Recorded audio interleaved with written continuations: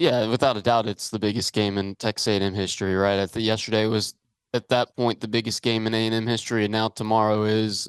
Hello, everyone. Welcome into TexAgs Rewind here, presented by Specs in the Rollo Insurance Studio here on a national championship Monday. Texas A&M, Tennessee, Game 3, winner take all. We broke it all down here on the program. Mac at the Social Center, Angry Elephant Social Center. What did you learn today?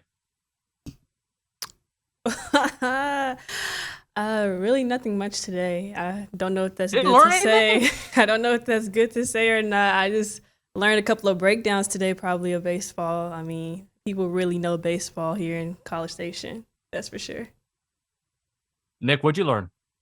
I learned that OB is going to be slamming some Four Locos later tonight, so we're all looking forward to it back here. He's still learning what a Four Loco is. We've literally spent from the end of the show, Mac, till just now explaining what those are to him. So I think he's on the Four Loco train.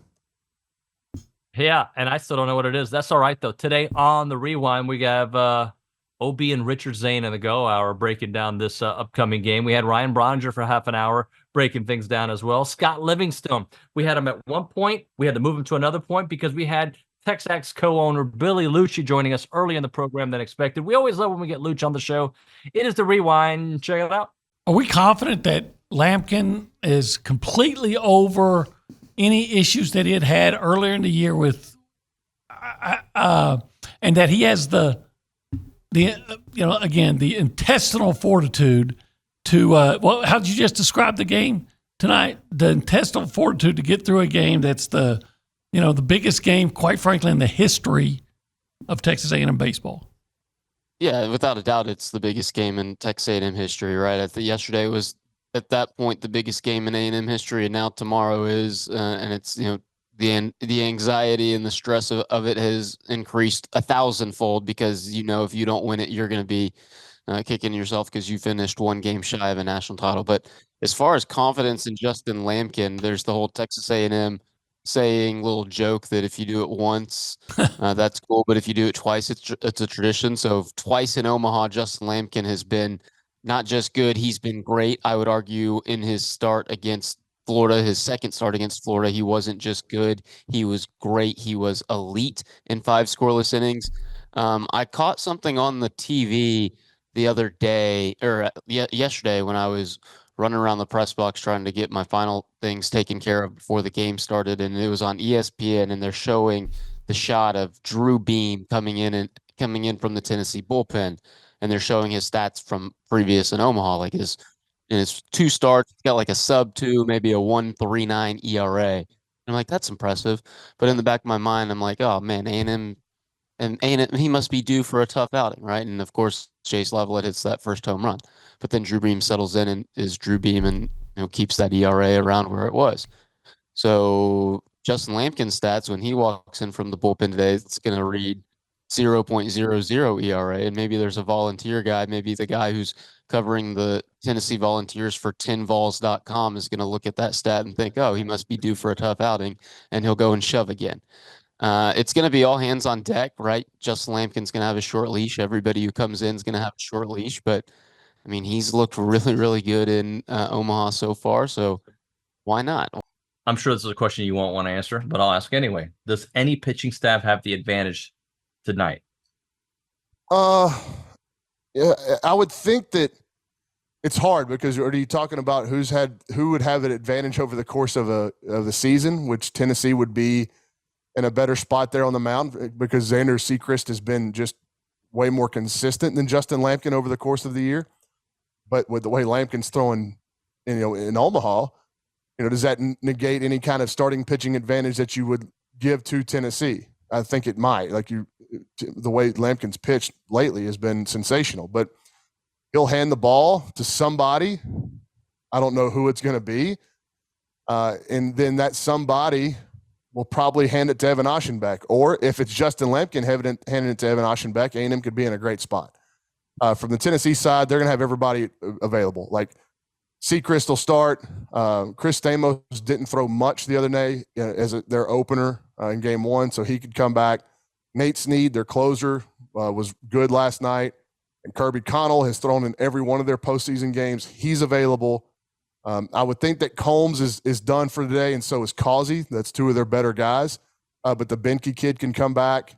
So Tennessee's got enough to do it too, and they're going to be confident in their setup. So A&M, where you're going to have to go, again, who would be the fourth guy? Because I'm very confident that Lampkin, Stewart, and Aschenbeck are going to pitch in this game.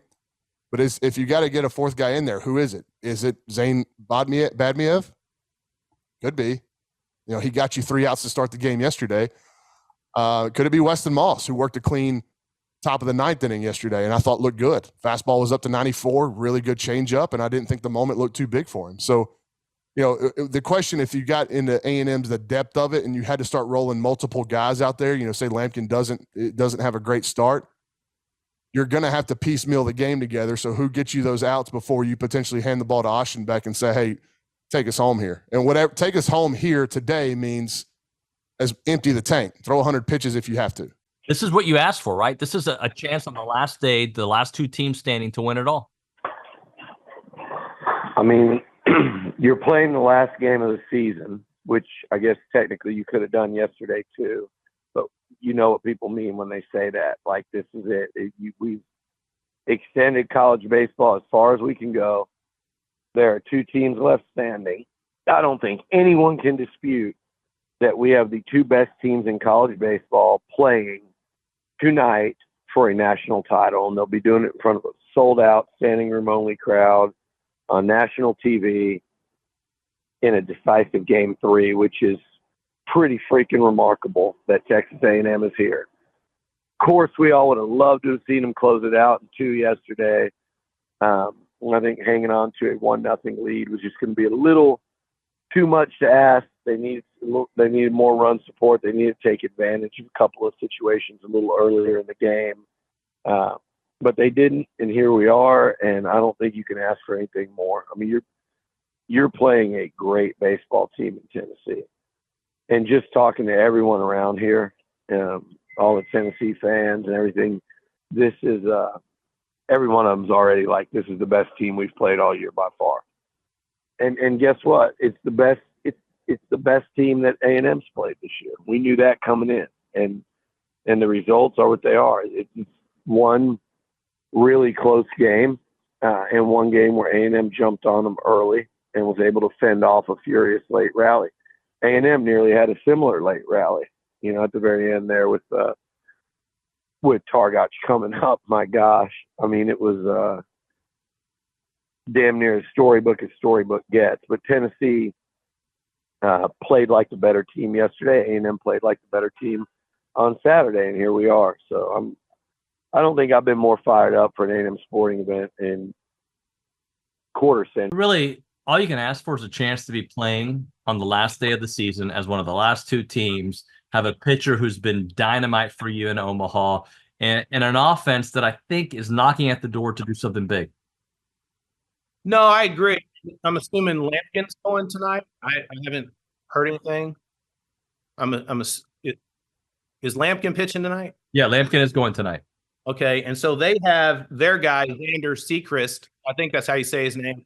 If you look back at his starts, he's gone 6 1/3 in his super, and then 6 1/3 against Florida State. So, yeah, you want to be here at the end. Obviously, this is awesome. You know, I was flipping through the channels last night, and I saw Field of Dreams, and who's not going to click on that, right, to watch that movie? And it talked about baseball and how pure it was. And these guys have really given us an amazing season. No matter what happens tonight, they've got people excited. The 12th man, the fan base, and stuff. So, yeah, to go as far as they've gotten, they definitely have the talent. And I picked them in 3, so I feel like they can take it tonight. They just got to get Sechrist out early and get in the bullpen. Scott, Jace Lavalette yesterday joined you as the 3rd member of the 50 home run club. There's only 3 that have done it, and it's just such a great honor. And he's still just a sophomore. I know it feels like he's more, but he's just in his 2nd year at A&M. Yeah, you know, people have told me about that, and I'm like, okay, look, I hit 10 my freshman year, and I think it was 6 or 7 my sophomore year. So I only had like 16 or 17 after 2 years. So I don't really consider myself a power hitter, but I see Jay says, yeah, it took me 4 years to get 50. So what this guy's done in 2 is amazing. There's going to be a few more guys down the road join the 50 home run club, probably Grahovac, Sorrell maybe. And so it's a nice number, but I don't see myself as a power hitter. I see him as a power hitter, and it's just, I'm happy for him because he's such a great young man, and just on and off the field, it's fun to see and fun to win. Closing it out here, Mac, tell the people what to do. Like, comment, subscribe, share, turn on post notifications, and tune in to watch Aggie baseball win a national championship tonight. Gig 'em. Let's win a national championship right now, Nuno, Nick, and Mac. Thanks so much. We'll see you next time.